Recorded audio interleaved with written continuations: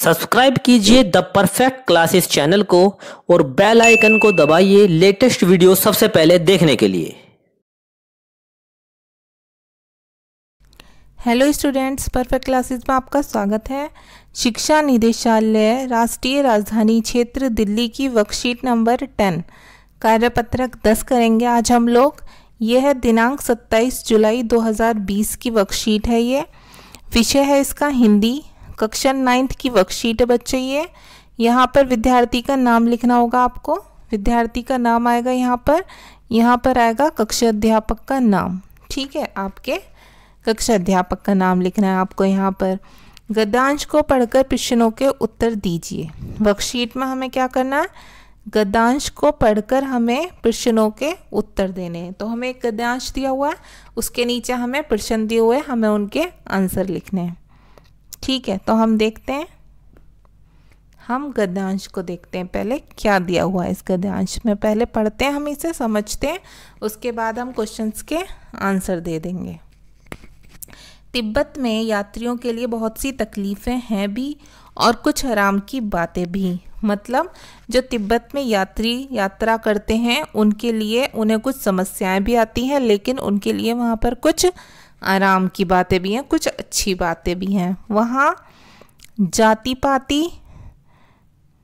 पाती छुआछूत का सवाल ही नहीं है और ना ही औरतें पर्दा करती हैं। मतलब पर्दा प्रथा जो होती है जिसमें घूंघट करना पड़ता है, ठीक है, वो सब नहीं है वहाँ पर। और ना ही जाति पाती और छुआछूत है। जाति पाती क्या बच्चों, ऊंची जाति और नीची जाति जो होती हैं। ऊंची जाति के लोग जो होते हैं वो नीची जाति के लोगों को मतलब अपनी बराबर सम्मान नहीं देते और वो उनसे थोड़ा मतलब समाज में उन्हें उतना सम्मान नहीं देते वो लोग, और अपनी ही जाति के लोगों को वो अपने बराबर समझते हैं या अच्छा मानते हैं। नीची जाति के लोगों को वो उतना अच्छा नहीं, जबकि सभी व्यक्ति समान हैं, सभी का सम्मान है, सभी का बराबर सम्मान होना भी चाहिए। ठीक है, और छुआछूत भी इसी से रिलेटेड है। जो नीची जाति के लोग हैं और जो मतलब ऊंची जाति के लोग हैं, ऊंची जाति के लोग नीची जाति के लोगों को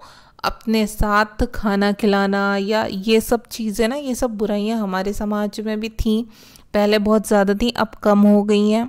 तो ये सब मतलब चीज़ें नहीं होनी चाहिए हमारे समाज में। तो तिब्बत की बात हो रही है यहाँ पर। तिब्बत में भी जाति पाति या छुआछूत या पर्दा प्रथा ये सब बुराइयां नहीं हैं।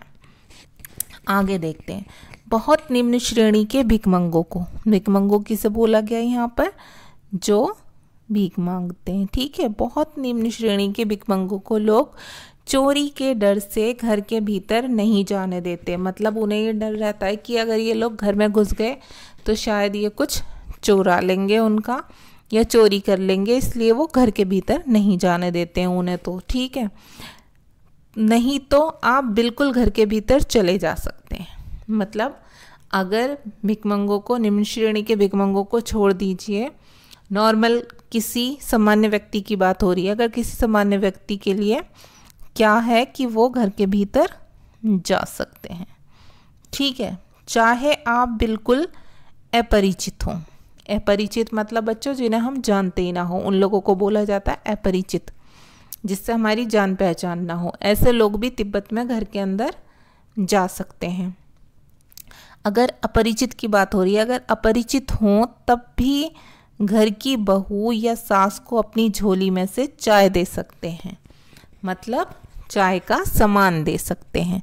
किसी भी घर में जाकर उस घर की बहू को या सास को अपनी झोली में से चाय का सामान दे सकते हैं। वह आपके लिए उसे पका देगी, मतलब वो उसकी चाय तैयार कर देंगी आपके लिए। मक्खन और सोडा नमक दे दीजिए। वहाँ पर चाय बनाने के लिए किसका प्रयोग होता है, मक्खन और सोडा नमक का, तो वो आपको उन्हें देना होगा।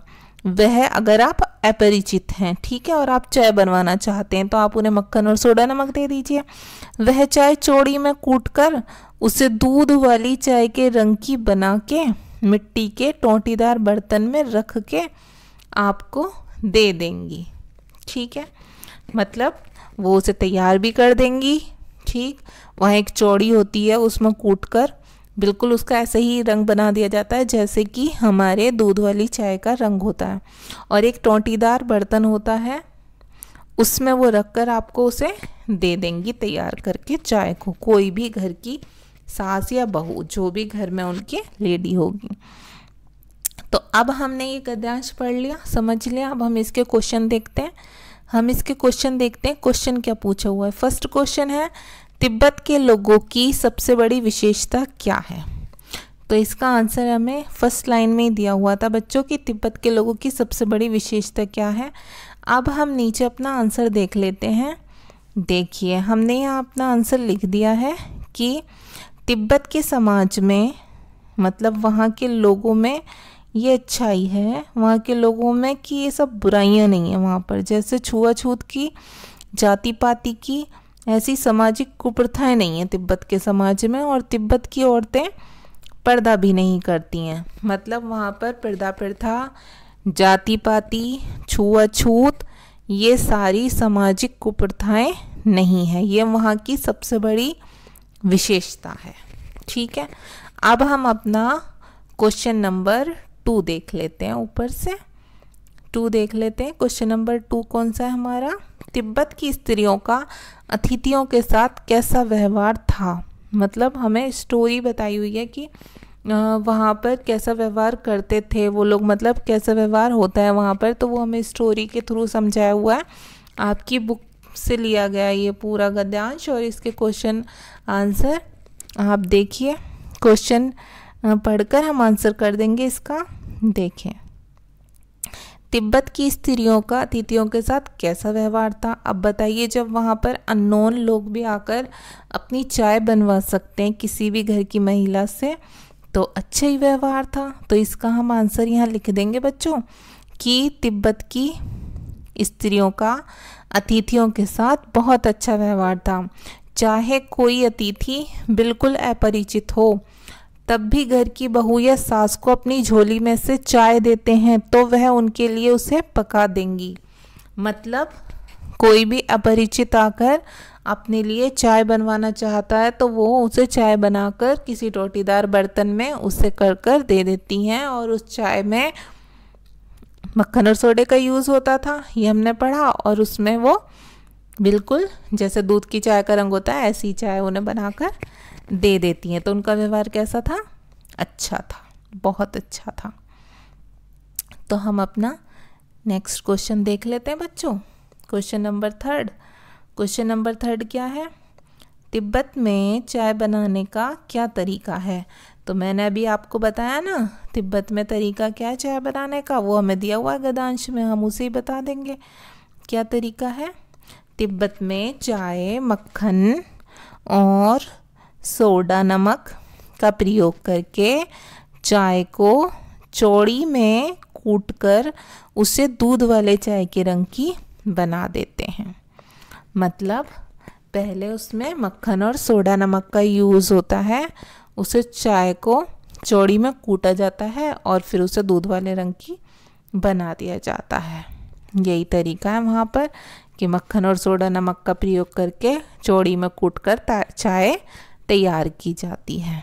ठीक है, नेक्स्ट क्वेश्चन देख लेते हैं बच्चों हम अपना। क्वेश्चन नंबर 4 देखेंगे हम।